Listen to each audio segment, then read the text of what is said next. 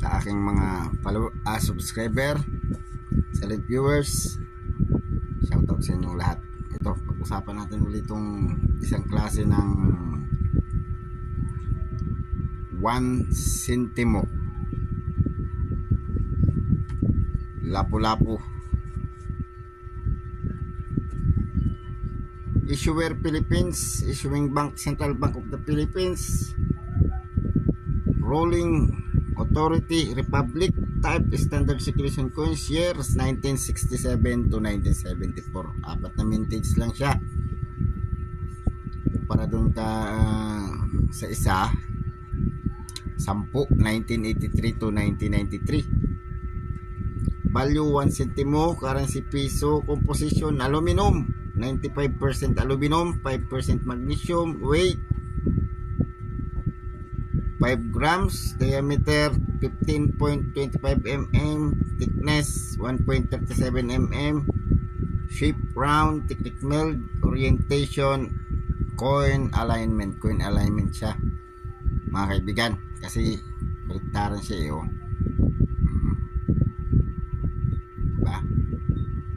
Ang medal alignment kasi pantayan pag ganon, dahil coin alignment siya,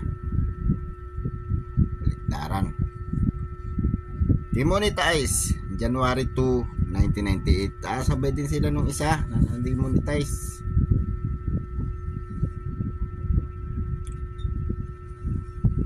Filipino series yung isa, Flora and Fauna. Ito ay Filipino series. Overs, coat of arms of the Philippines, Republika ng Pilipinas. Republika ng Pilipinas to. Republika ng Pilipinas din itong sa baba. Ito yung selyo. Tsaka year 1969 itong hawak ko. Reverse, left facing head of lapu-lapu. Nakaharap daw siya sa kaliwa. Isang sentimo. So, isang sentimo lapu-lapu. Presyo niya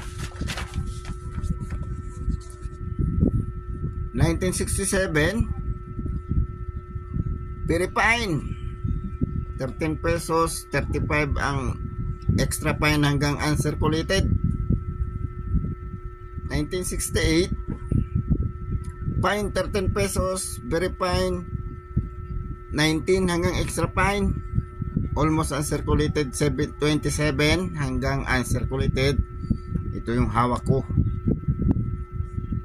Very good, 640 lang pala to, very good lang to eh. 22 ang fine hanggang almost uncirculated, 25 ang uncirculated. 1974 dalawang klase, puro imported.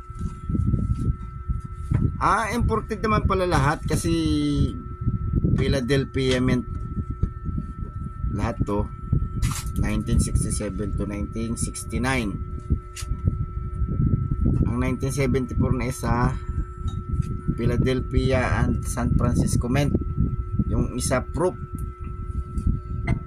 San Francisco mint.